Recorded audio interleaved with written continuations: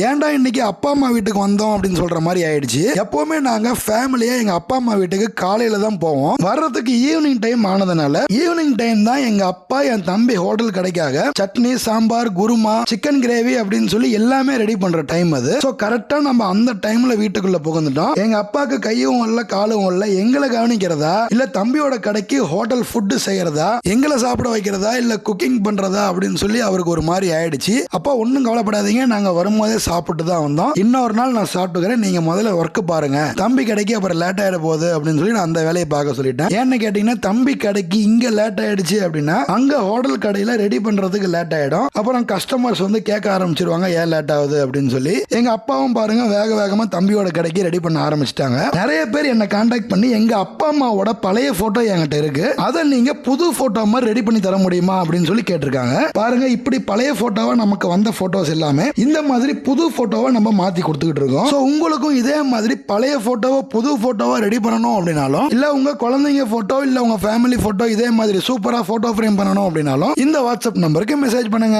இந்த வாட்ஸ்அப் நம்பருக்கு மெசேஜ் பண்ணீங்கன்னா நீங்க அனுப்புற போட்டோவை போட்டோ ஃப்ரேமா ரெடி பண்ணி உங்க அட்ரஸ்க்கே கொரியர் போட்டுருவோம். சோ உடனே இந்த வாட்ஸ்அப் நம்பருக்கு மெசேஜ் பண்ணுங்க, உங்க ஆர்டர் பிளேஸ் பண்ணுங்க.